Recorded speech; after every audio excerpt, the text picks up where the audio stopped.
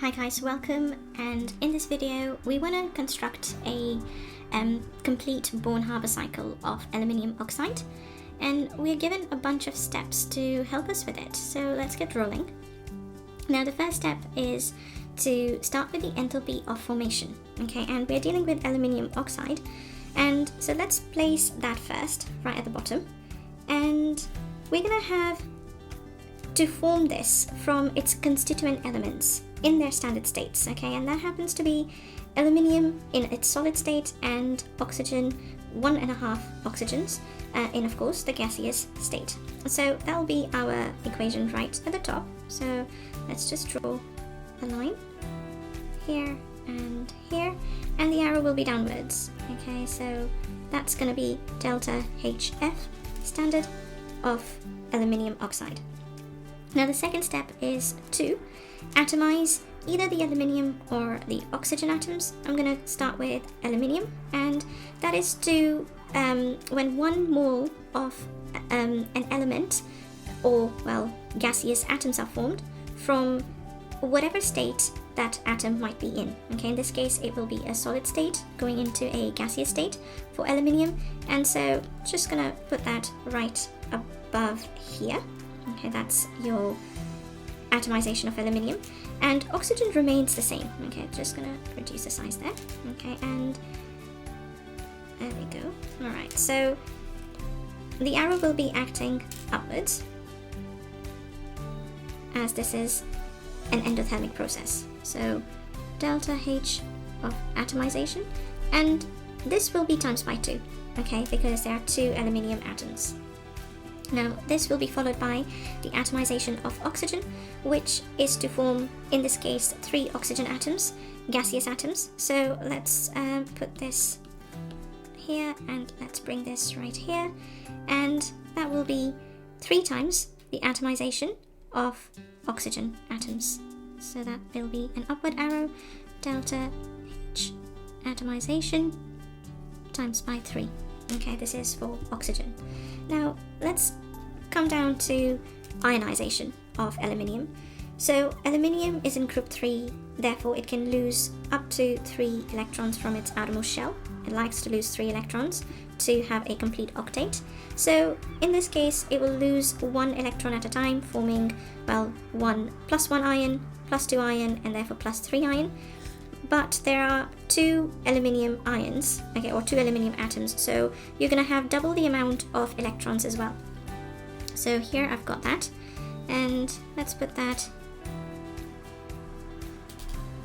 right here, and this will be 2 times the atomization, the first ionization, apologies, of aluminium, okay, atoms. Now this will be followed by the second ionization energy of aluminium, where it will lose another, well, set of 2 electrons here, because of course there are 2 aluminiums. So let's put this on the side, let's bring this here, and altogether there will be 4 electrons. Okay, so we've got our arrow going upwards, so 2 times the ionization energy number 2 of aluminium. Now this will be followed by the ionization energy number 3 of aluminium, which will give us 3 plus ions. Okay, so that is right here. And so yet again this will be an endothermic process, and this will be times by 2. So 2 times the enthalpy of third ionization energy. Okay, and they're all standard. Now lastly we have electron affinity. So electron affinity is when 1 mole of 1 mole of gaseous atoms gain 1 electron and therefore turn into a negative ion, and in this case we have oxygen, which will, well, gain 3 electrons in one go, because there are 3 different oxygen atoms. Okay, so 1 electron is gained per oxygen atom to turn into an oxide ion. Okay, so you're going to be left with these 3 electrons, which we'll deal with in a second. So let's put that down here. Now this is an exothermic process, and So the arrow will be going downwards.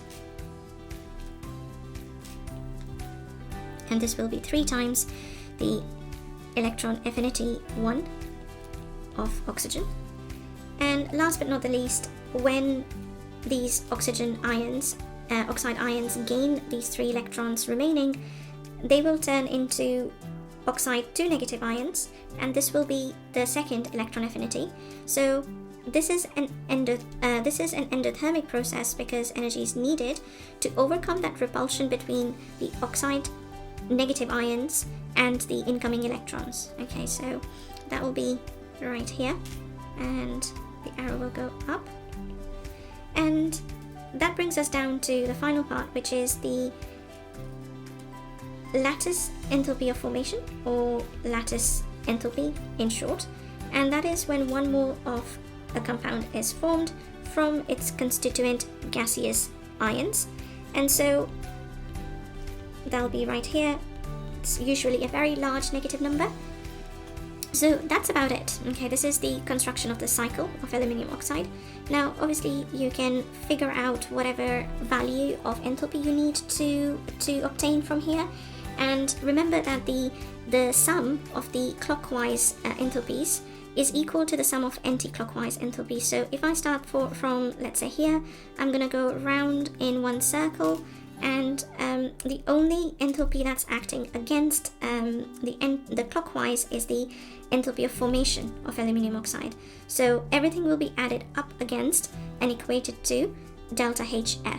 Okay, I've not put down numbers over here for simplicity, but feel free to add the numbers yourself and check the answer in the textbook provided to you. So hopefully this has helped you guys. Please subscribe for more such lessons, more such questions, and let me know in the comments below if you have any questions. Thanks so much.